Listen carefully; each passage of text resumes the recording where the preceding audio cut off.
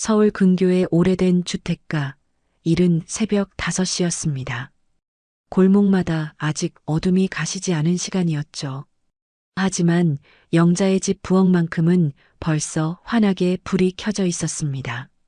영자는 앞치마를 두르고 부엌 한가운데 서서 무채를 썰고 있었어요. 손놀림이 빠르고 익숙했습니다. 50이 넘은 나이지만 손목은 아직 단단했죠.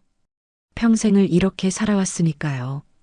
시집 온 25살부터 지금까지 27년이 넘는 세월 동안 영자는 매일 이 시간에 일어나 밥을 지었습니다. 도마 위에서 무가 잘게 쪼개지고 파는 송송 썰리고 마늘은 다져졌어요. 영자는 김치를 담그고 장아찌를 만들고 밑반찬을 가득 만들어 냉장고에 채워 넣었습니다. 그리고 그 반찬들은 일주일에 2번씩 시어머니 댁으로 배달됐죠. 남편이 퇴근길에 들고 가거나 영자가 직접 가져다 드렸습니다. 이게 다 며느리의 도리지. 시어머니는 늘 그렇게 말했어요. 고맙다는 말은 없었습니다. 당연하다는 듯이 반찬통을 받아들고 이것저것 살피더니 한마디씩 했죠. 이건 왜 이렇게 짜? 요즘 김치가 맛이 없어. 손맛이 없나 봐. 영자는 그냥 웃으며 고개를 끄덕였습니다. 변명하거나 대꾸하지 않았어요. 그러면 더 말이 길어질 뿐이니까요. 그저 다음엔 더 신경 쓸게요 하고 돌아서는 게 편했습니다. 오늘도 마찬가지였어요. 새벽부터 부엌을 지키고 있는 영자의 모습은 누가 봐도 지쳐 보였습니다. 눈가엔 주름이 깊게 패였고 손등엔 굳은 살이 박혀 있었죠. 하지만 멈출 수 없었어요. 시댁 식구들은 영자가 만든 음식 없이는 밥을 못 먹는다고 했으니까요. 당신이 해주는 게 제일 맛있다니까. 남편도 그렇게 말했습니다. 칭찬처럼 들렸지만 영자는 알고 있었어요. 그건 칭찬이 아니라 의무를 강요하는 말이라는 걸요. 영자는 김치를 버무리며 창밖을 바라봤습니다. 하늘이 조금씩 밝아오고 있었어요. 골목 어귀에서 신문 배달하는 오토바이 소리가 들렸고 어디선가 새들이 지저귀기 시작했습니다. 아침이 오고 있었죠. 하지만 영자에게 아침은 그저 또 다른 일과의 시작일 뿐이었습니다. 아침을 차리고 남편과 아들을 깨우고 밥상을 내고 설거지를 하고 빨래를 돌리고 청소를 하고 끝없는 일장이 반복될 뿐이었어요. 엄마, 또 새벽부터 일어났어? 거실에서 아들 목소리가 들렸습니다. 25살 된 아들은 대학을 막 졸업하고 취업 준비 중이었어요. 늦게까지 공부하느라 잠이 부족한지 부스스한 얼굴로 부엌 문을 열었습니다. 응, 오늘 할 일이 많아서. 영자는 웃으며 대답했어요. 아들 앞에서만큼은 힘든 내색을 하지 않으려 했습니다. 아들이 걱정할까 봐요. 엄마, 좀 쉬엄쉬엄해요. 몸 상하겠어. 괜찮아. 엄마는 이게 익숙해. 아들은 아무 말도 하지 않았지만 눈빛이 안쓰러워 보였어요. 어릴 때부터 엄마가 시댁에서 무시당하는 걸 봐왔으니까요. 명절 때마다, 제사 때마다, 가족 모임 때마다 영자는 늘 부엌에만 있었습니다. 밥하고 설거지하고 청소하고 손님 대접은 시누이 경숙이 했고 칭찬은 경숙이 받았죠. 우리 경숙이가 손님 대접을 참 잘해. 시어머니는 늘 경숙만 칭찬했습니다. 영자는 그저 일만 하는 사람, 그림자 같은 존재였어요. 엄마, 오늘은 뭐 하는 날이야? 아들이 물었습니다. 고모 생일이래. 큰 잔치한다고 하더라. 영자의 목소리가 조금 가라앉았어요. 아들도 눈치챘습니다. 또 엄마가 다 준비하라는 거야? 응, 할머니가 그러시더라. 내가 음식 솜씨가 제일 좋으니까 내가 해달라고. 아들은 입술을 깨물었습니다. 화가 났지만 표현하지 않았어요. 엄마가 더 힘들어할까 봐요. 엄마, 이번엔 거절하지 그래요. 그럴 수 없어. 가족인데. 영자는 그렇게 말하며 다시 김치를 버무리기 시작했습니다. 아들은 한참 동안 엄마를 바라보다가 조용히 방으로 돌아갔어요. 영자는 혼자 남아 계속 일했습니다. 손은 움직이는데 머릿속은 복잡했어요. 시누이 경숙의 생일 잔치라니 또 얼마나 많은 손님이 올까요? 또 얼마나 많은 음식을 준비해야 할까요? 그리고 또 얼마나 무시당할까요? 영자는 한숨을 쉬었습니다. 하지만 멈출 순 없었어요. 이미 약속된 일이었으니까요. 며느리니까요. 창밖으로 해가 떠올랐습니다. 새로운 하루가 시작됐지만 영자에게는 그저 똑같은 반복일 뿐이었어요. 영자가 새벽부터 준비한 음식들은 오전 10시쯤 차에 실렸습니다. 남편이 운전해서 시어머니 댁으로 가는 길이었어요. 뒷좌석에는 영자가 탔고 그 옆엔 김치통과 반찬통, 전을 부쳐 담은 커다란 쟁반이 놓여 있었습니다. 오늘 손님이 많이 온다고 했지? 남편이 운전하며 물었어요. 영자는 고개를 끄덕였습니다. 20명 넘게 온대요. 형님 친구들이랑 친척들까지. 그럼 음식 많이 준비했어? 네, 새벽부터 했어요. 남편은 더 이상 아무 말도 하지 않았습니다. 고맙다는 말도 수고했다는 말도 없었어요. 그냥 당연하다는 듯이 앞만 보며 운전했죠. 영자는 창밖을 바라봤습니다. 거리엔 사람들이 걸어 다니고 카페에선 여유롭게 커피를 마시는 사람들이 보였어요. 모두 자기 시간을 즐기고 있었습니다. 하지만 영자에게는 그런 시간이 없었어요. 언제나 누군가를 위해 움직여야 했습니다. 시어머니 댁에 도착하자마자 영자는 바로 부엌으로 향했습니다. 이미 시어머니와 시누이 경숙은 외출 준비를 하고 있었어요. 왔어? 음식 많이 가져왔지? 시어머니가 물었습니다. 영자는 고개를 끄덕이며 음식을 내려놓기 시작했어요. 네, 어머니. 전도 부쳐왔고요. 김치도 새로 담가왔어요. 그래, 잘했어. 그럼 우리는 나갔다 올 테니까 네가 알아서 차려놔. 시어머니는 그렇게 말하고는 가방을 들었습니다. 경숙도 화장을 마친 듯 거울 앞에서 립스틱을 바르고 있었어요. 형님, 오늘 어디 가세요? 영자가 조심스럽게 물었습니다. 미용실. 오늘 내 생일인데 머리라도 해야지. 엄마도 같이 가시기로 했어. 경숙은 태연하게 대답했어요. 마치 당연하다는 듯이요. 자기 생일 잔치인데 정작 본인은 음식 준비는 하나도 안 하고 미용실에 가는 거였습니다. 그럼 음식 준비는 제가 다 하면 되는 거죠? 당연하지. 네가 제일 잘하잖아. 그리고 손님들 오면 상차림도 네가 해줘. 나는 손님 맞이만 할게. 경숙은 웃으며 말했습니다. 하지만 그 웃음엔 진심이 없었어요. 그저 영자를 당연히 부려먹을 수 있는 사람으로 여기는 눈빛이었습니다. 당신도 어디 가요? 영자가 남편에게 물었어요. 응, 아버지가 부르셨어. 나가서 술 한잔하고 오후쯤 올게. 남편도 외출 준비를 하고 있었습니다. 결국 영자는 혼자 남게 되는 거였어요. 그럼 저 혼자 준비하는 건가요? 네가 잘하잖아. 걱정 마. 남편은 대수롭지 않게 말하고는 현관문을 나섰습니다. 시어머니와 경숙도 함께 나갔어요. 결국 영자는 혼자 남았습니다. 넓은 집에서 영자만 덩그러니 부엌에 서 있었어요. 영자는 한숨을 쉬며 앞치마를 고쳐 맸습니다. 그리고 음식 준비를 시작했어요. 가져온 전을 접시에 예쁘게 담고 김치를 그릇에 담고 나물을 무치고 국을 끓이고 손은 쉴 새 없이 움직였습니다. 시계를 보니 벌써 12시였어요. 손님들은 2시에 온다고 했습니다. 아직 시간은 있었지만 마음이 급했어요. 혹시라도 준비가 늦어지면 시어머니한테 또 잔소리를 듣게 될 테니까요. 영자는 땀을 닦으며 계속 일했습니다. 등이 아프고 다리가 저렸지만 멈출 수 없었어요. 부엌 바닥엔 이미 기름이 튀고 싱크대엔 설거지할 그릇들이 쌓여 있었습니다. 오후 1시쯤 남편이 돌아왔습니다.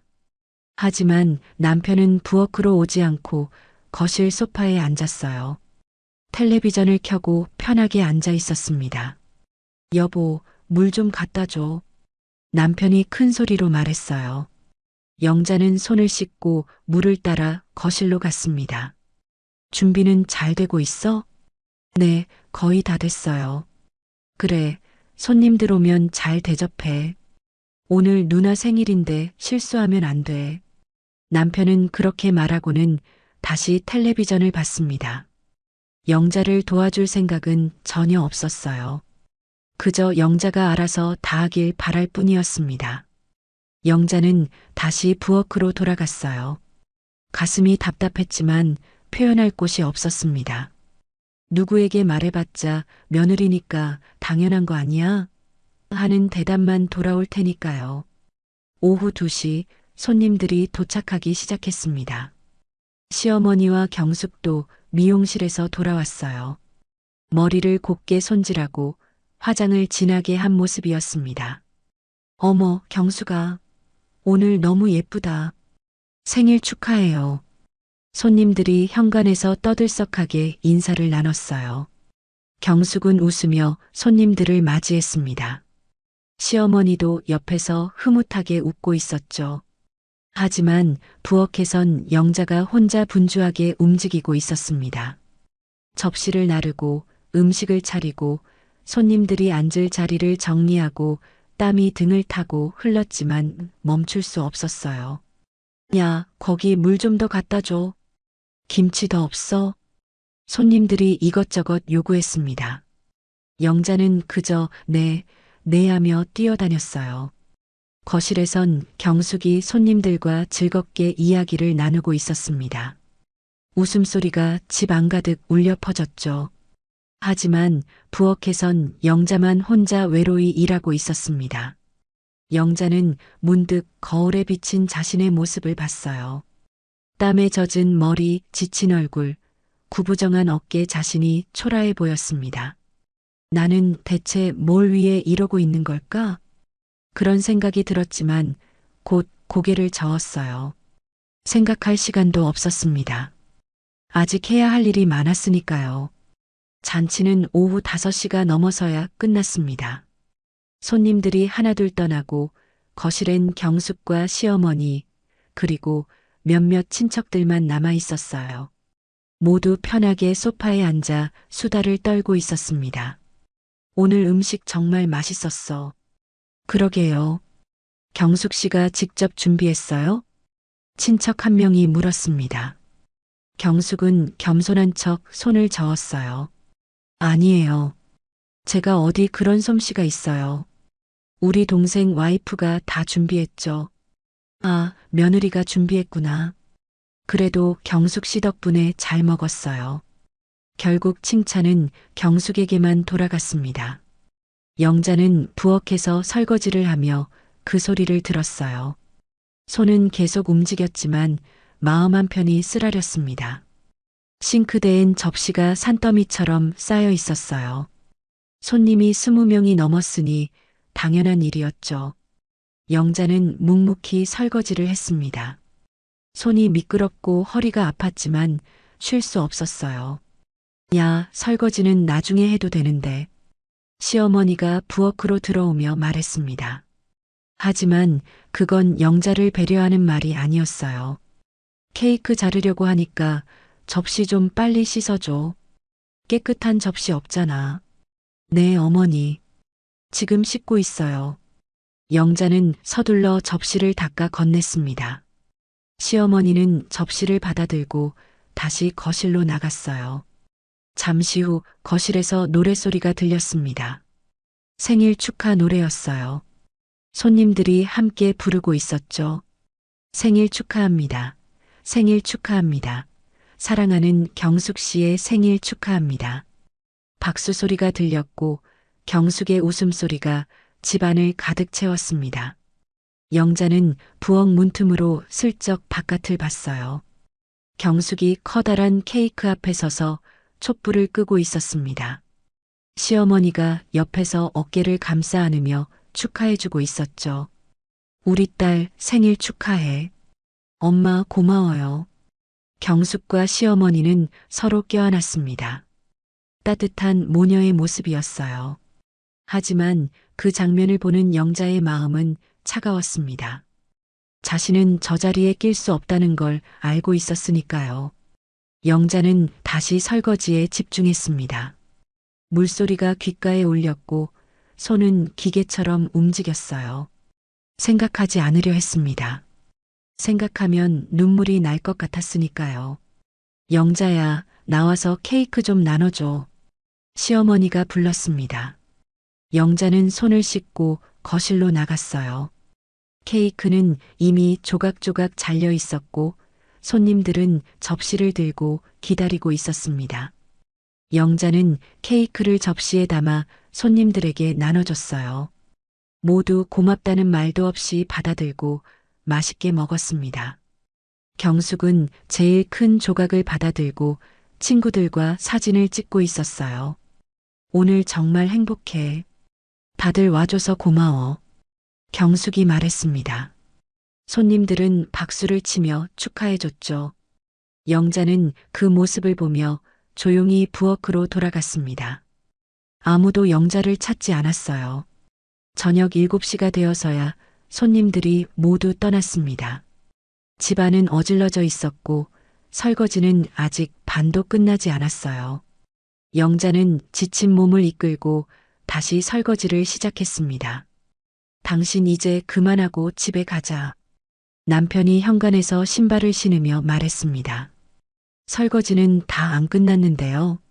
나중에 엄마가 하시겠지. 우리는 가자. 남편은 서두르고 있었어요. 아마 집에 가서 쉬고 싶은 거였죠. 영자는 망설였지만 남편 눈치를 보며 앞치마를 벗었습니다. 어머니, 저희 먼저 갈게요. 영자가 인사하자 시어머니가 부엌으로 왔습니다. 손에는 작은 봉투를 들고 있었어요. 수고했어. 이거 가져가. 시어머니가 건넨 건 케이크 한 조각이었습니다. 비닐봉투에 아무렇게나 담긴 케이크 조각이었어요. 그것도 제일 작은 조각이었습니다. 네, 감사합니다. 영자는 그걸 받아들었습니다. 웃어야 할지 울어야 할지 몰랐어요. 새벽부터 밤까지 일한 대가가 케이크 한 조각이라니요. 그래, 조심히 가. 다음에 또 오고. 시어머니는 그렇게 말하고는 돌아섰습니다. 경숙은 소파에 앉아 휴대폰을 보고 있었어요. 영자에게 인사도 하지 않았습니다. 차 안은 조용했습니다. 남편은 운전하며 라디오를 틀었고 영자는 뒷좌석에서 케이크 봉투를 무릎에 올려놓고 있었어요. 봉투가 축축했습니다. 크림이 녹아서 새어나온 거였죠. 영자는 창밖을 바라봤습니다. 거리의 불빛들이 흐릿하게 보였어요. 눈물이 고였던 거였습니다. 영자는 고개를 돌려 눈물을 닦았습니다. 남편이 볼까 봐요. 집에 도착했을 때는 밤 8시가 넘었습니다. 아들은 방에서 공부하고 있었고 남편은 바로 침대에 누웠어요. 피곤하다며 불도 끄고 잠들어 버렸습니다. 영자는 부엌으로 갔습니다. 냉장고를 열고 케이크 봉투를 꺼냈어요. 봉투를 열자 케이크가 반쯤 무너져 있었습니다. 크림이 다 녹아 흐물흐물했죠. 영자는 그 케이크를 냉장고 한쪽에 넣었습니다. 손을 떼는 순간 눈물이 쏟아졌어요. 참고 참았던 눈물이 한꺼번에 터져 나왔습니다. 나는 뭐지? 나는 대체 뭘 위해 사는 거지? 영자는 냉장고 문을 잡고 그대로 주저앉았습니다. 소리 없이 울었어요. 아무도 보지 않는 부엌에서 혼자 조용히 울었습니다. 새벽부터 밤까지 일했지만 돌아온 건 케이크 한 조각뿐이었습니다. 고맙다는 말도 수고했다는 말도 없었어요. 그저 당연하다는 듯이 부려먹고 남은 걸 던져준 거였습니다. 영자는 얼마나 울었는지 몰랐어요. 눈물이 다 마를 때까지 울었습니다. 그리고 천천히 일어나 얼굴을 씻었어요. 거울 속 자신의 얼굴은 퉁퉁 부어 있었습니다. 영자는 거실로 나와 소파에 앉았습니다. 텔레비전도 켜지 않고 그냥 어둠 속에 앉아 있었어요. 마음이 텅 비어 있었습니다. 이렇게 살 순 없어. 이렇게는. 영자는 혼잣말을 했습니다. 하지만 어떻게 해야 할지 몰랐어요. 27년을 이렇게 살았는데 이제 와서 뭘 바꿀 수 있을까요? 밤은 깊어갔고 영자는 그렇게 홀로 앉아 있었습니다. 다음 날 아침 영자는 평소보다 늦게 일어났습니다. 몸이 천근만근 무거웠어요.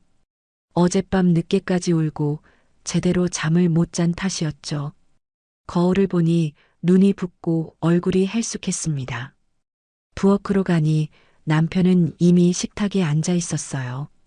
신문을 보고 있었는데 영자가 들어오자 고개를 들었습니다. 밥은? 지금 할게요. 영자는 서둘러 밥을 퍼고 반찬을 꺼냈습니다. 손이 평소보다 느렸어요. 몸에 힘이 없었거든요. 어제 수고했어. 남편이 불쑥 말했습니다. 영자는 잠시 손을 멈췄어요. 남편이 수고했다고 말한 게 언제였는지 기억도 안 났습니다. 네. 영자는 그렇게만 대답하고 밥상을 차렸어요. 남편은 밥을 먹으며 다시 신문을 봤습니다. 더 이상 아무 말도 하지 않았어요. 아빠. 그때 아들이 방에서 나왔습니다. 표정이 심각했어요. 왜? 어제 엄마 우는 거 봤어요. 남편이 젓가락을 내려놓았습니다. 영자는 깜짝 놀라 아들을 봤어요. 너 언제? 밤에 화장실 가다가 봤어요. 엄마가 부엌에서 울고 있었어요. 아들의 목소리가 떨렸습니다. 영자는 아무 말도 못했어요. 그래서 남편이 무뚝뚝하게 물었습니다. 아빠는 왜 가만히 있어요? 엄마가 저렇게 힘들어하는데. 무슨 소리야? 어제 잔치 도와준 거 가지고 뭘 그래? 남편은 대수롭지 않게 말했어요. 하지만 아들은 물러서지 않았습니다. 도와준 게 아니라 엄마 혼자 다 한 거잖아요. 할머니도 고모도 아빠도 아무도 안 도와줬어요. 그게 며느리 역할이잖아. 당연한 거 아니야? 남편이 짜증스럽게 말했습니다. 영자는 두 사람 사이에서 어찌할 바를 몰랐어요. 며느리면 당연히 그래야 돼요? 엄마도 사람인데요. 아들이 목소리를 높였습니다. 남편도 화가 난 듯 일어섰어요. 너 지금 뭐 하는 거야? 애가 부모한테 대들어? 대드는 게 아니라 잘못된 걸 말하는 거예요. 엄마는 우리 집 식모가 아니에요. 이 녀석이. 남편이 손을 들었습니다. 영자는 깜짝 놀라 아들 앞을 막아섰어요. 됐어, 됐어. 그만해. 엄마 비켜요. 이번엔 제가 할 말 해야 해요. 아들이 영자를 밀어내고 남편을 똑바로 봤습니다. 아빠, 저 어릴 때부터 봤어요. 명절 때마다 엄마만 부엌에 있는 거, 제사 때마다 엄마만 밤새 일하는 거, 할머니가 엄마한테 함부로 대하는 거, 고모가 엄마를 무시하는 거, 다 봤어요. 아들의 목소리가 점점 커졌습니다. 그때마다 아빠는 뭐 했어요? 아무것도 안 했잖아요. 그냥 보고만 있었어요. 엄마 편은 한 번도 안 들어줬어요. 남편은 입을 다물었습니다. 할 말이 없었던 거였죠. 어제도 그랬어요. 엄마 혼자 새벽부터 일하게 하고 아빠는 술 마시러 가고 돌아와서도 도와주지도 않고 소파에 앉아 텔레비전만 봤잖아요. 그건 엄마가 받은 게 뭐예요? 케이크 한 조각이요. 그것도 제일 작은 거. 그게 엄마가 받을 대우예요? 아들이 울먹이기 시작했습니다. 영자는 아들을 껴안았어요. 그만해. 괜찮아. 안 괜찮아요, 엄마. 이제 그만 참아요. 이렇게 살면 안 돼요. 아들이 영자를 안으며 말했습니다. 영자의 눈에서도 눈물이 흘렀어요. 남편은 그 모습을 보며 아무 말도 하지 못했습니다. 처음으로 자신이 뭘 잘못했는지 깨달은 것 같았어요. 하지만 인정하기 싫었죠. 넌 며느리가 뭔지 몰라서 그래. 우리 집안 전통이 있어. 전통이요? 사람을 무시하고 함부로 대하는 게 전통이에요? 아들이 반박했습니다. 남편은 할 말을 잃었어요. 나는 더 이상 못 보겠어요. 엄마, 이제 우리만 생각해요. 할머니도 고모도 신경 쓰지 말고요. 아들이 영자의 손을 꼭 잡았습니다. 영자는 고개를 끄덕였어요. 눈물을 닦으며 아들을 봤습니다. 고마워. 엄마가 왜 고마워해요? 제가 진작에 말했어야 했는데. 아들은 영자를 꼭 안았어요. 영자는 아들 품에서 한참을 울었습니다. 남편은 그 모습을 멀거니 보고만 있었어요. 식탁 위의 밥은 그대로 식어갔습니다. 냉장고 안에선 케이크 한 조각이 그대로 있었죠. 작고 초라한 케이크 조각이었습니다. 영자는 그날 하루 종일 아무것도 하지 않았습니다. 청소도 빨래도 요리도 하지 않았어요. 그냥 방에 누워 있었습니다. 몸도 마음도 지쳐 있었거든요. 남편은 회사에 갔고 아들은 도서관에 갔어요. 영자는 혼자 남아 천장만 바라봤습니다. 이제 어떻게 하지? 그런 생각이 들었지만 답은 나오지 않았어요. 27년을 이렇게 살았는데 이제 와서 바꿀 수 있을까요? 시댁 식구들은 절대 이해하지 못할 거였어요. 영자는 눈을 감았습니다. 잠이 왔지만 편하지 않았어요. 꿈속에서도 부엌에서 일하고 있었거든요. 해가 지고 저녁이 되었습니다. 남편이 퇴근해서 돌아왔어요. 집안은 어두웠고 저녁 준비는 되어 있지 않았습니다. 여보, 남편이 영자를 찾았습니다. 영자는 방에서 나왔어요. 머리가 헝클어지고 얼굴이 부어 있었습니다. 저녁은? 못했어요. 영자는 그렇게만 말했습니다. 남편은 잠시 망설이다가 말했어요. 그래, 그럼 배달시켜 먹자. 남편은 휴대폰을 꺼내 치킨을 주문했습니다. 영자는 아무 말 없이 거실로 갔어요. 소파에 앉아 멍하니 있었습니다. 치킨이 도착했고 세 식구는 말없이 먹었습니다. 평소 같지 않은 분위기였어요. 아무도 먼저 말을 꺼내지 않았습니다. 밤이 깊어갔습니다. 영자는 다시 방으로 들어가 누웠어요. 남편도 옆에 누웠지만 서로 등을 돌리고 있었습니다. 어둠 속에서 영자는 생각했습니다. 이대로는 안 돼. 뭔가 바꿔야 해. 하지만 어떻게 바꿔야 할지 막막했어요. 그렇게 밤은 깊어만 갔습니다. 일주일이 지났습니다. 영자는 그동안 최소한의 집안일만 했어요. 밥은 했지만 반찬은 만들지 않았고 청소도 대충 했습니다. 시어머니 댁에 반찬을 가져다 주는 일도 하지 않았어요. 어머니한테 전화 왔는데 남편이 조심스럽게 말했습니다. 반찬이 떨어졌다고 언제 가져다 주냐고 하시던데 영자는 설거지를 하다 말고 남편을 봤어요. 제가 왜 가져다 드려야 하는데요? 그게 항상 그래왔잖아. 이제는 안 그럴 거예요. 형님도 있고 당신도 있잖아요. 가져다 드리고 싶으면 당신이 사다 드려요. 영자의 목소리는 단호했습니다. 남편은 더 이상 아무 말도 하지 못했어요. 며칠 후 영자는 집 밖으로 나갔습니다. 오랜만에 혼자만의 시간을 가지기로 한 거였어요. 목욕탕에 가기로 했습니다. 전 냄새가 몸에 배어 있는 것 같았거든요. 그날 이후로 씻어도 냄새가 가시지 않는 것 같았습니다. 마음의 상처가 몸에 배인 것 같았어요. 목욕탕에 도착한 영자는 천천히 옷을 벗었습니다. 거울에 비친 자신의 몸을 봤어요.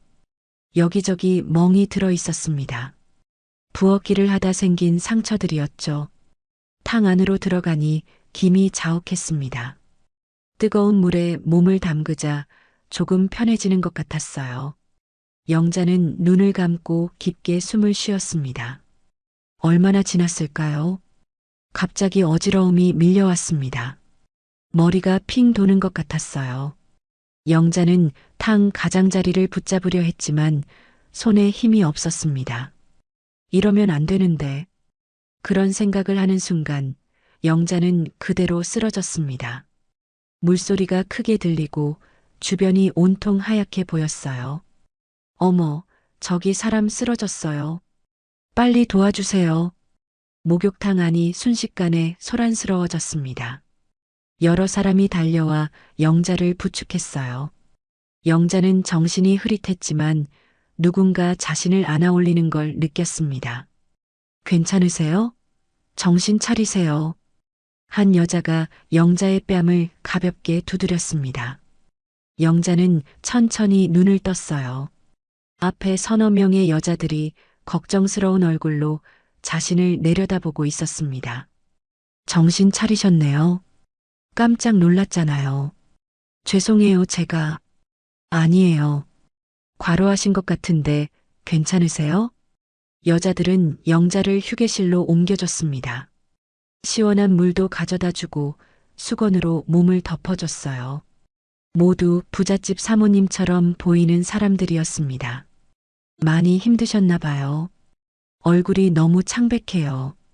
한 사모님이 걱정스럽게 말했습니다. 괜찮아요. 좀 쉬면 나을 거예요. 영자는 억지로 웃으며 말했어요. 하지만 사모님들은 자리를 뜨지 않았습니다. 무슨 일 있으세요? 저희가 도와드릴 일이 있으면 말씀하세요. 아니에요. 그냥 요즘 좀 바빴어요. 영자는 대충 둘러댔습니다. 하지만 한 사모님이 영자의 손을 봤어요. 손이 이게 뭐예요? 굳은 살이 이렇게 많고 화상 자국도 있네요. 부엌일을 좀 많이 해서요. 부엌일을요? 요즘 세상에 이렇게까지. 사모님들이 서로 눈빛을 교환했습니다. 뭔가 알아챈 것 같았어요. 혹시 시댁에서 힘드신 거 아니에요? 한 사모님이 조심스럽게 물었습니다. 영자는 깜짝 놀라 고개를 들었어요. 어떻게 보면 알아요. 저희도 다 겪어봤거든요. 며느리 생활이 얼마나 힘든지.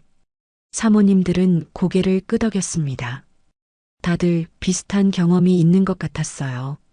저도 젊었을 때 많이 당했어요. 시어머니가 얼마나 무서웠는지. 맞아요. 그때는 참는 게 미덕이라고 생각했죠.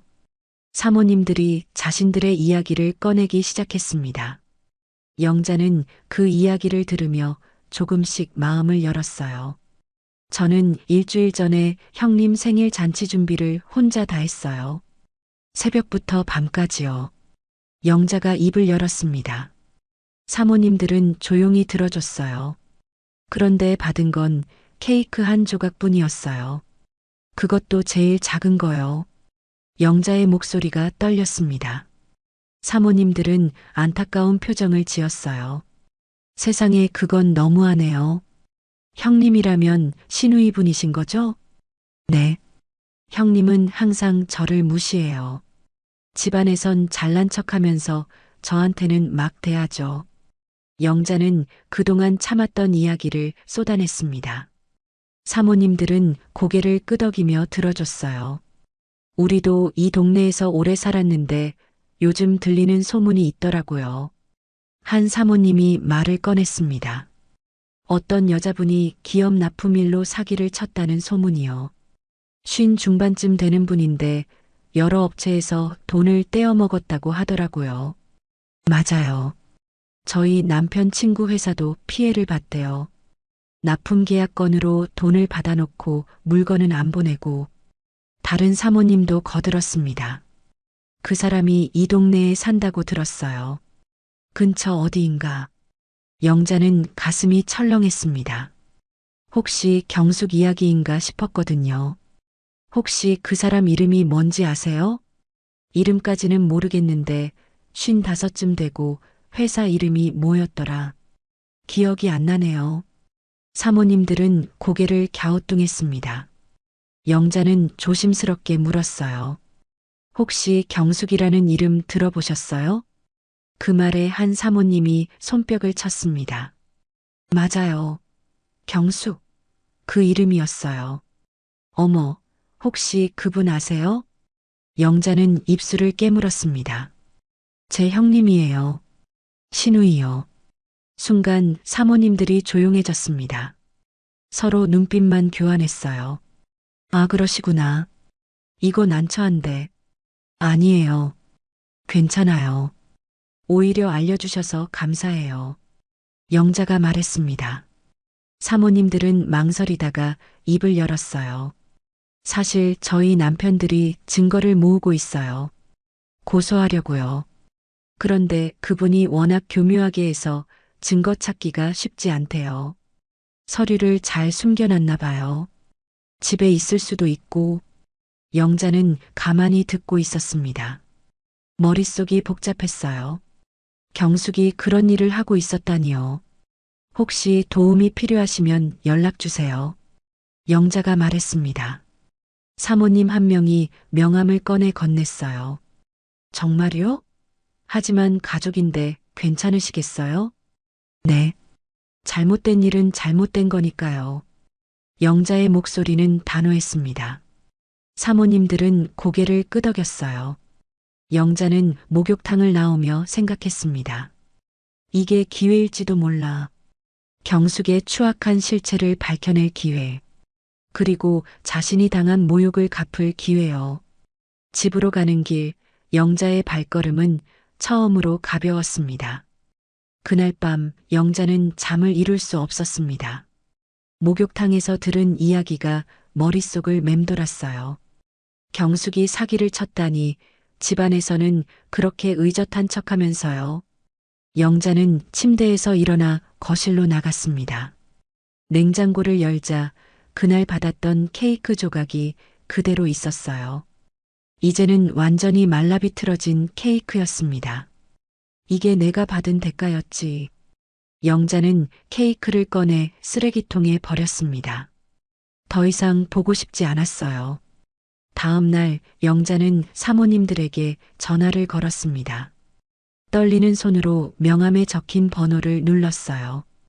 여보세요? 저 어제 목욕탕에서 뵀던 영자예요. 아, 영자 씨. 연락 주실 줄 알았어요. 어떻게 지내세요? 사모님의 목소리는 따뜻했습니다.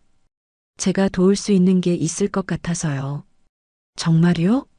만나서 이야기할까요? 네, 좋아요. 영자는 사모님들과 만나기로 약속했습니다. 동네 카페에서 만나기로 했어요. 며칠 후, 영자는 카페에 도착했습니다. 사모님 3명이 이미 와 있었어요. 모두 반갑게 영자를 맞아줬습니다. 오셨어요? 앉으세요. 감사합니다. 영자는 자리에 앉았습니다. 커피를 시키고 사모님들과 마주 앉았어요. 그동안 많이 생각하셨죠? 한 사모님이 물었습니다. 영자는 고개를 끄덕였어요. 네. 사실 형님이 그런 일을 한다는 게 믿기지 않았어요. 하지만 생각해보니 이상한 점이 많았어요. 이상한 점이요? 형님이 요즘 돈을 많이 쓰더라고요. 명품 가방도 자주 사고 해외여행도 자주 가고요. 그런데 사업이 잘 된다는 이야기는 들어본 적이 없어요. 영자가 말했습니다. 사모님들은 고개를 끄덕이며 들었어요. 그리고 며칠 전에 시어머니 댁에 갔을 때 형님 방에 서류 가방이 있었어요. 평소엔 회사에 두는데 그날은 집에 가져온 거예요. 서류 가방이요? 네. 잠깐 본 건데 가방에 자물쇠가 채워져 있었어요. 뭔가 중요한 게 들어있는 것 같았어요. 사모님들이 서로 눈빛을 교환했습니다. 혹시 그 가방 안에 증거가 있을 수도 있겠네요. 그렇게 생각해요. 형님이 워낙 조심스럽게 다루더라고요. 영자가 말했습니다. 사모님 한 명이 조심스럽게 물었어요. 영자 씨, 혹시 그 서류를 볼 수 있는 방법이 있을까요? 영자는 잠시 망설였습니다. 가족을 배신하는 일인가 싶었거든요. 하지만 곧 생각을 고쳐먹었어요. 이건 배신이 아니야. 잘못된 걸 바로잡는 거야. 시어머니 댁에 가면 형님 방에 들어갈 수 있어요. 보통 형님은 낮에 회사에 있고요. 그럼 혹시 가능하시면 확인해 주실 수 있으세요? 물론 위험하지 않은 선에서요. 사모님들은 영자를 강요하지 않았습니다. 다만 조심스럽게 부탁했을 뿐이었어요. 생각해 볼게요. 영자는 그렇게 대답했습니다. 일주일 후 기회가 왔습니다. 시어머니가 병원에 간다고 연락이 온 거예요. 영자더러 같이 가자고 했습니다. 당신이 모시고 가. 영자는 남편에게 말했습니다. 나는 회사 가야 하는데. 나도 오늘 볼 일이 있어요. 어머니는 당신 어머니잖아요. 영자의 목소리는 단호했습니다. 남편은 할 수 없이 고개를 끄덕였어요. 결국 남편이 시어머니를 모시고 병원에 갔습니다. 경숙도 그날 회사에 출근했고요. 집엔 아무도 없었어요. 영자는 시어머니 댁 열쇠를 가지고 있었습니다. 평소 청소하러 올 때 쓰던 열쇠였죠. 영자는 조용히 집에 들어갔습니다. 집안은 고요했습니다. 영자는 가슴이 두근거렸어요. 경숙의 방으로 향했습니다. 방문을 열자 깔끔하게 정돈된 방이 보였습니다. 경숙은 워낙 깔끔한 사람이었거든요. 영자는 천천히 방 안을 살폈어요. 책상 위에는 화장품과 책들이 놓여 있었고 침대 옆에는 옷장이 있었습니다. 영자는 조심스럽게 서랍을 열어봤어요. 하지만 별다른 건 없었습니다. 어디에 있을까? 영자는 방 안을 둘러봤습니다. 그때 옷장 위에 놓인 서류 가방이 눈에 들어왔어요. 지난번에 봤던 바로 그 가방이었습니다. 영자는 의자를 가져와 올라섰습니다. 가방을 내려 책상 위에 놓았어요. 자물쇠가 채워져 있었습니다. 비밀번호가 뭘까? 영자는 여러 번호를 시도해 봤습니다. 경숙의 생일, 시어머니 생일하지만 열리지 않았어요. 그때 문득 생각났습니다. 경숙이 늘 자랑하던 날짜가 있었어요. 회사 설립일이었습니다. 영자는 그 날짜를 입력했습니다. 찰칵 자물쇠가 열렸어요. 가방 안에는 서류들이 가득했습니다. 영자는 서류를 하나씩 꺼내봤어요. 계약서, 영수증, 이메일 출력물 모두 납품 관련 서류들이었습니다. 영자는 휴대폰을 꺼내 사진을 찍기 시작했습니다. 손이 떨렸지만 침착하게 찍었어요. 하나하나 놓치지 않고 찍었습니다. 그때 현관문 열리는 소리가 들렸습니다. 영자는 깜짝 놀라 몸을 숨겼어요. 엄마, 나 약 가져왔어. 경숙의 목소리였습니다. 회사에 갔다고 했는데 왜 돌아온 거죠? 엄마, 안 계세요? 경숙이 집안을 둘러보는 소리가 들렸습니다. 영자는 심장이 터질 것 같았어요. 어떡하지? 영자는 서둘러 서류를 가방에 넣고 자물쇠를 잠갔습니다. 그리고 가방을 다시 옷장 위에 올려놓았어요. 경숙의 발소리가 점점 가까워졌습니다. 영자는 옷장 뒤에 몸을 숨겼어요. 방문이 열렸습니다. 경숙이 들어와 주위를 둘러봤어요. 뭔가 이상한 느낌이 드는 것 같았습니다. 이상한데 경숙이 중얼거렸습니다.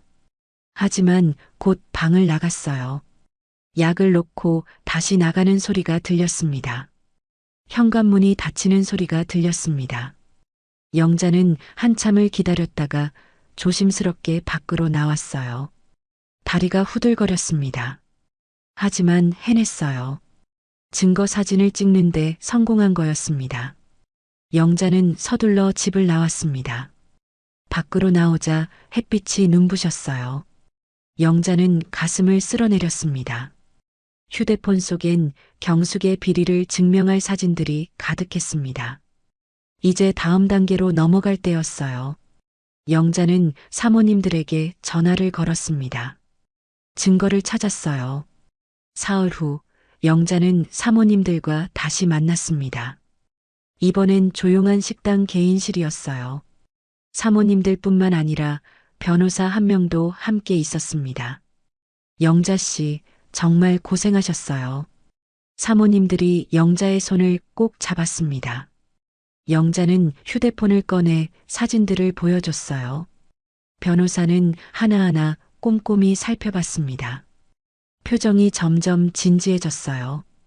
이건 결정적인 증거네요. 계약서와 실제 납품 내역이 다르고 돈의 흐름도 명확히 보이는군요. 정말요? 영자가 물었습니다. 네. 이 정도면 고소하기에 충분합니다. 사기죄와 횡령죄로 기소할 수 있어요. 변호사의 말에 사모님들이 안도의 한숨을 쉬었습니다. 그럼 이제 어떻게 하면 되나요? 일단 고소장을 접수하겠습니다. 그리고 경찰 조사가 시작될 거예요. 변호사가 설명했습니다. 영자는 가슴이 두근거렸어요. 이제 정말 시작되는 거였습니다. 영자 씨, 괜찮으시겠어요? 가족 간에 문제가 생길 텐데. 사모님이 걱정스럽게 물었습니다. 영자는 고개를 끄덕였어요. 괜찮아요. 이미 각오했어요. 며칠 후 경찰이 움직이기 시작했습니다. 경숙의 회사에 압수수색이 들어갔고 경숙은 경찰서로 소환됐어요. 그날 저녁 영자네 집 전화기가 울렸습니다. 시어머니였어요. 너희 집에 당장 와. 시어머니의 목소리는 화로 가득 차 있었습니다. 영자는 남편과 함께 시어머니 댁으로 갔어요.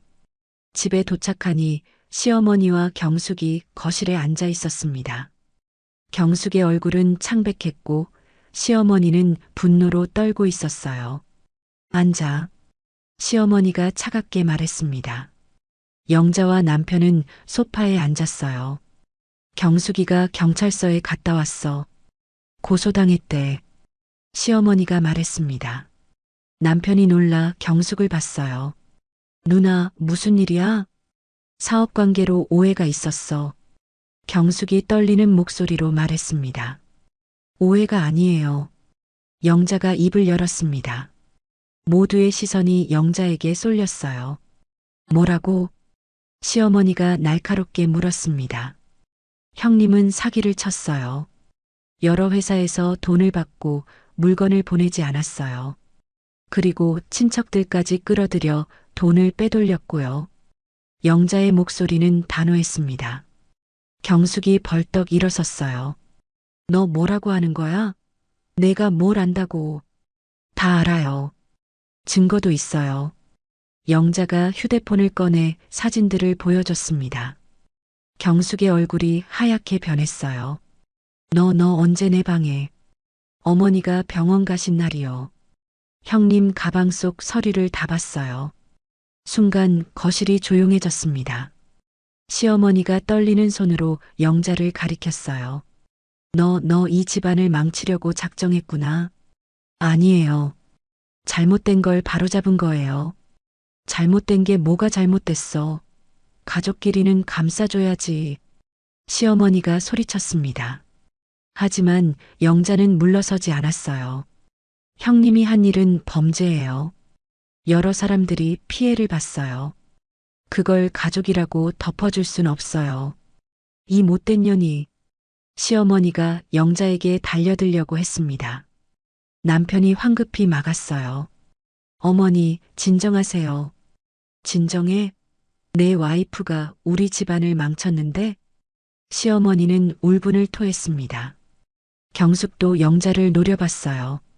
내가 한 짓을 알면 내 남편이 뭐라고 할지 알아? 경숙이 영자를 향해 손가락질했습니다. 당신, 이게 어떻게 된 거야? 남편이 영자를 봤습니다. 목소리엔 당혹감이 가득했어요. 당신 누나가 사기를 쳤어요. 그래서 고소당한 거고요. 그래도 가족인데 왜 이렇게까지. 남편의 목소리가 떨렸습니다. 영자는 남편을 똑바로 봤어요. 가족이면 뭐든 용서해야 해요? 잘못한 건 잘못한 거예요. 하지만 당신은 항상 그랬어요. 가족이니까 참으라고, 며느리니까 당연하다고. 그렇게 27년을 살았어요. 영자의 목소리가 높아졌습니다. 형님 생일날 새벽부터 밤까지 일했을 때도 아무도 고맙다는 말 안 했어요. 받은 건 케이크 조각 하나였어요. 그것도 제일 작은 거요. 그게 그렇게 중요해? 남편이 답답하다는 듯 물었습니다. 중요하죠. 저도 사람이에요.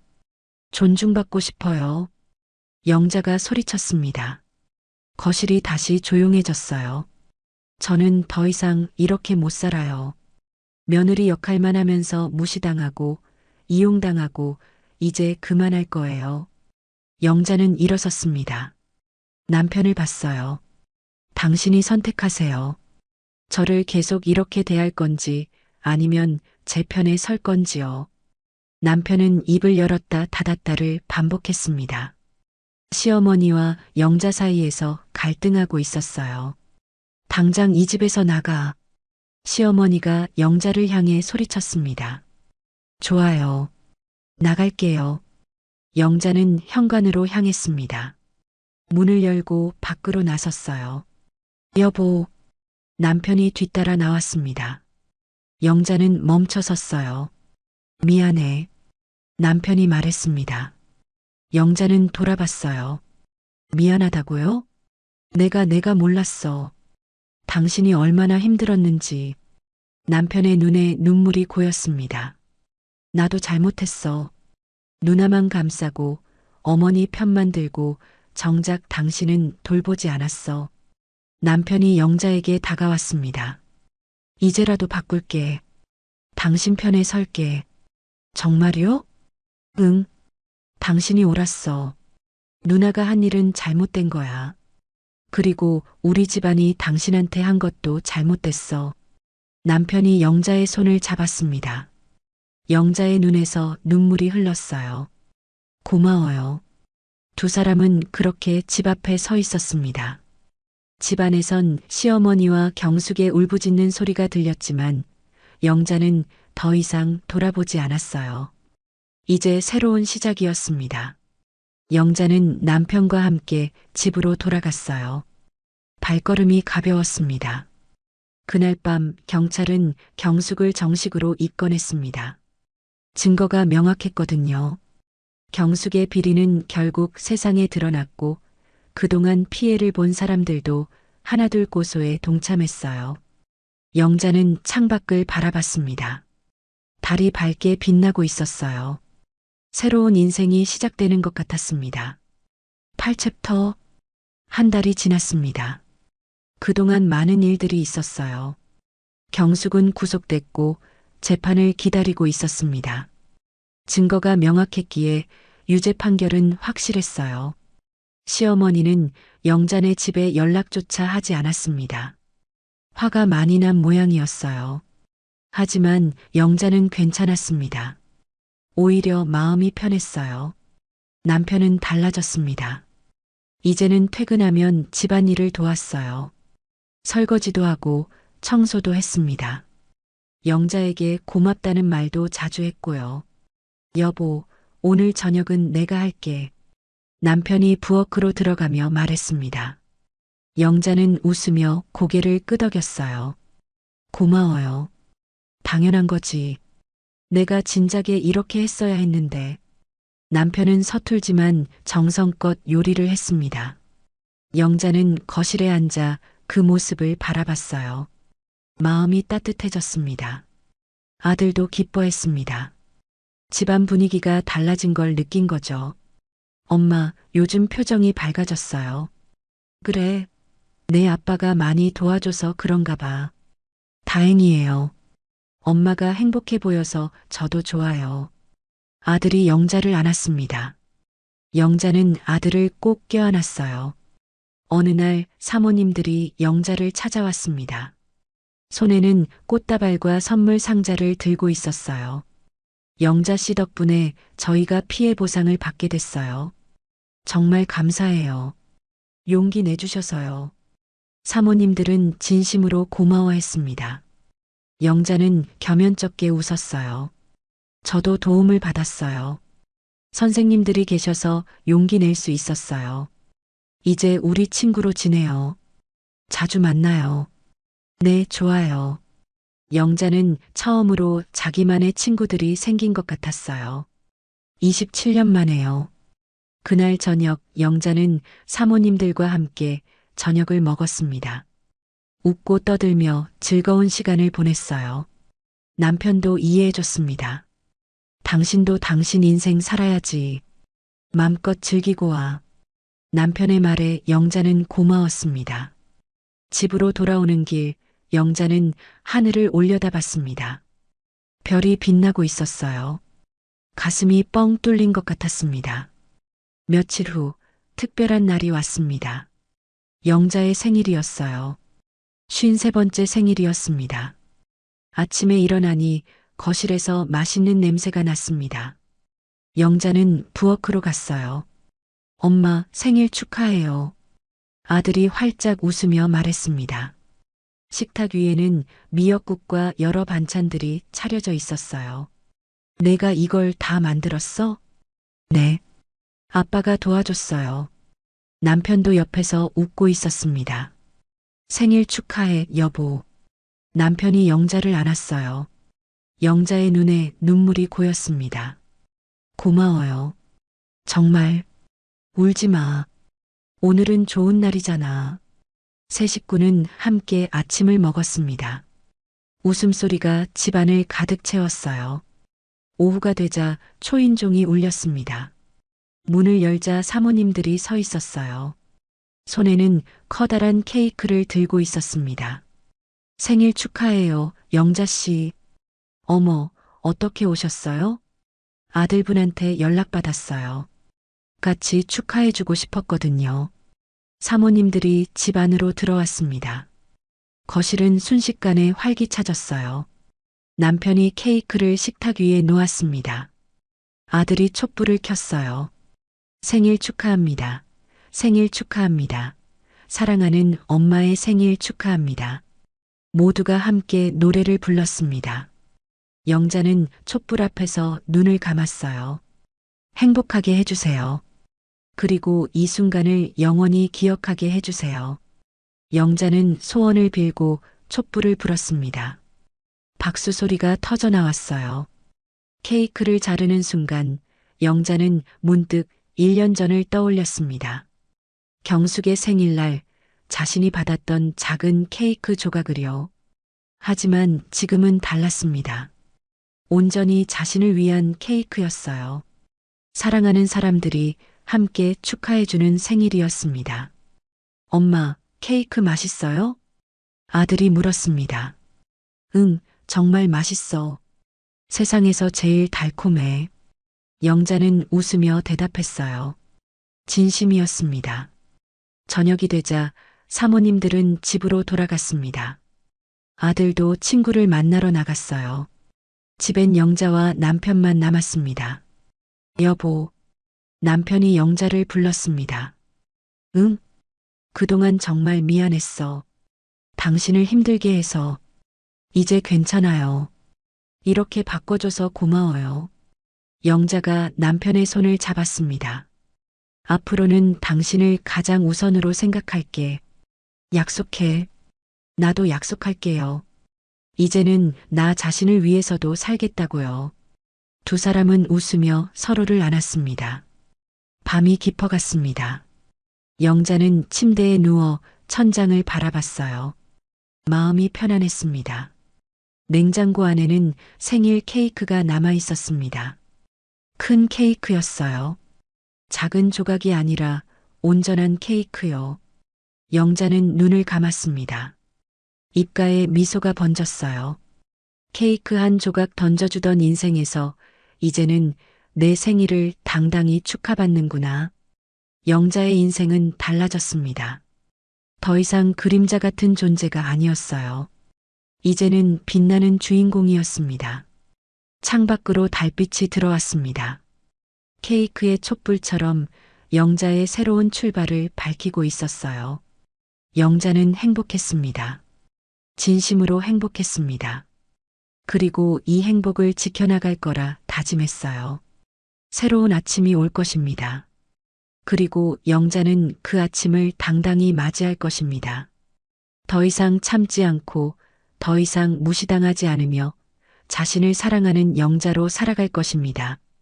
케이크의 촛불은 꺼졌지만 영자의 인생은 이제 막 밝아지기 시작했습니다.